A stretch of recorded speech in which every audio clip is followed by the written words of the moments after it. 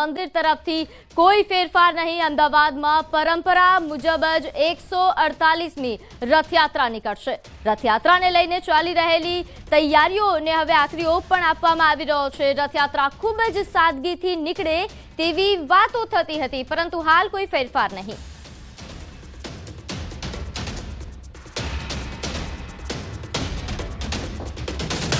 ત્યારે હાલ રથયાત્રાની તૈયારીઓને લઈને વધુ વિગત સાથે આપણી સાથે સંવાદદાતા વિભુ લાઈવ જોડાઈ ગયા છે। વિભુ, કેવી તૈયારીઓ અને હાલ જે ચર્ચાઓ થતી હતી કે કદાચ સાદગીથી રથયાત્રા નીકળે, પરંતુ હાલ કોઈ એવા સમાચાર નથી?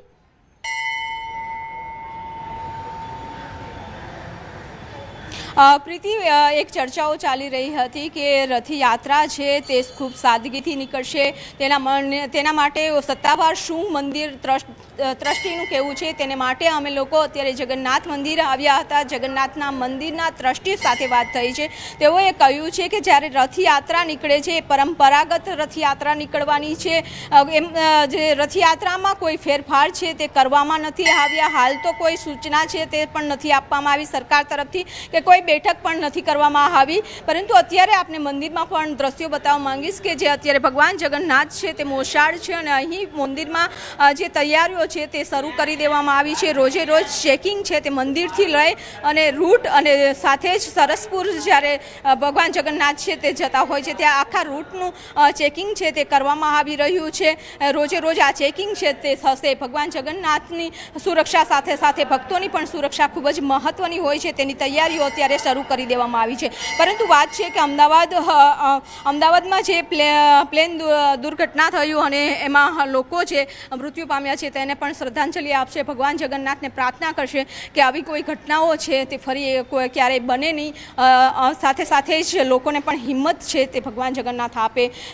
ભગવાન જગન્નાથની રથયાત્રા નીકળતી હોય છે ત્યારે ભગવાન ખુદ છે તે ભક્તોને દર્શન આપવા માટે નીકળતા હોય છે, આશીર્વાદ આપવા માટે નીકળતા હોય છે। અને પરંપરાગત વર્ષોથી કે ભગવાન જ્યારે જગન્નાથ રથયાત્રાએ નીકળે છે તેને સાથે ભક્તો જોડાતા હોય છે, ભજન મંડળીઓ જોડાતી હોય છે અને ભગવાન જગન્નાથને આરાધના કરતા હોય છે। તે જ પરંપરાગત મુજબ આ વર્ષે પણ રથયાત્રા નીકળશે। અત્યારે જે મંદિરના ટ્રસ્ટી સાથેની વાતચીત થઈ છે તેઓએ જણાવ્યું છે કે હાલ તો કોઈ ફેરફાર કરવામાં નથી આવ્યો। જી બિલકુલ, તો જે રીતે આપે જણાવ્યું કે કોઈ ફેરફાર નથી, એટલે જે રીતે હંમેશા ધામધૂમથી રથયાત્રા નીકળતી હોય છે એ પ્રકારે રથયાત્રા નીકળશે। આ વખતે રથયાત્રામાં કેવા પ્રકારની તૈયારીઓ અત્યાર સુધીમાં કરવામાં આવી છે, હવે આગળ કેવા પ્રકારની તૈયારીઓ થઈ રહી છે?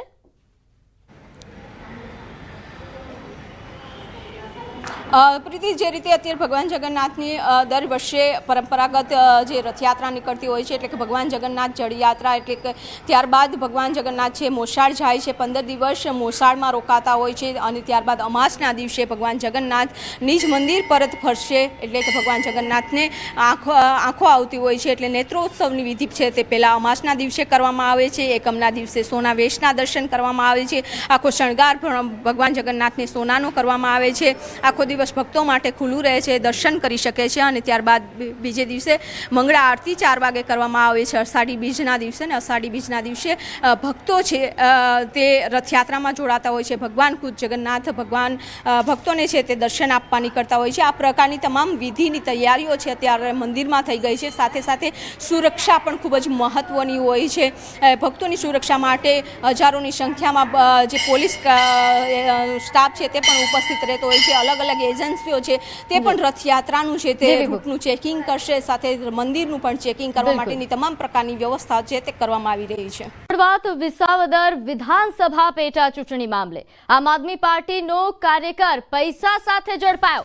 માંડવાડ ચોકડી નજીક પોલીસ ચેકિંગ દરમિયાન કારની તપાસ કરતા પૈસા મળી આવ્યા। આમ આદમી પાર્ટીના પ્રદેશ મંત્રી રામ ધડુક અને ડ્રાઈવર પણ ઝડપાયા। કારમાંથી 55,000ની રોકડ મળી આવી। પોલીસ દ્વારા એફએસટીની ટીમોને પણ જાણ કરવામાં આવી છે।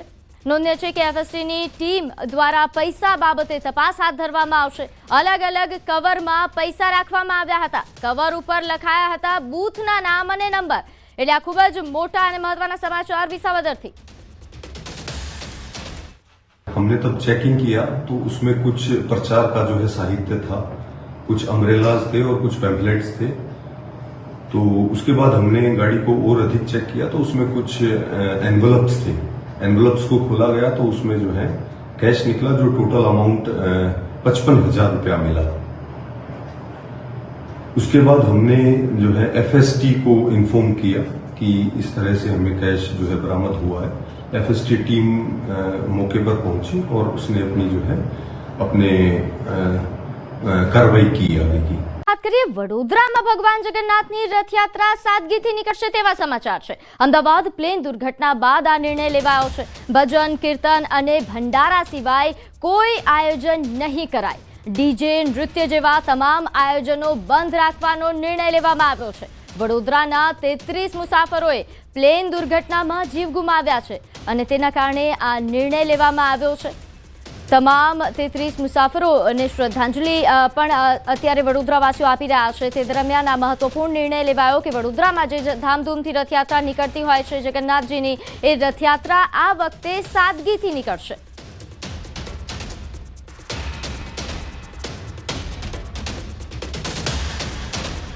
તો ડીજે, નૃત્ય જેવા જે તમામ આયોજનો અહીં કરવામાં આવતા હોય છે તમામ આયોજનોને બંધ રાખવામાં આવશે। સાદગીપૂર્ણ આ રથયાત્રા નીકળે તેવા પ્રકારનું આયોજન। अहमदाबाद 12 तारीख को जहाज का हादसा हुआ। उस संदर्भ में इस्कॉन मंदिर की तरफ से आने वाली 27 जून को जो भगवान श्री जगन्नाथ जी की रथयात्रा तो बड़ी सादगी के साथ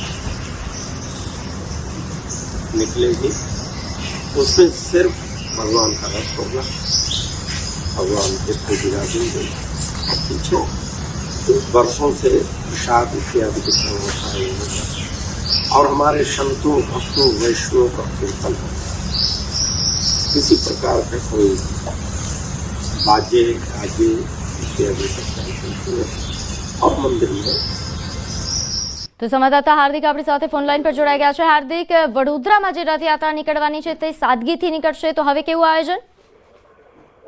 બિલકુલ થી જો વડોદરાની વાત કરીએ તો વડોદરા સંસ્કારી નગરી છે અને દર વર્ષે અષાઢી બીજે અહીંયા ભવ્યથી ભવ્ય રથયાત્રાનું આયોજન કરવાની પરંપરા ચાલે છે।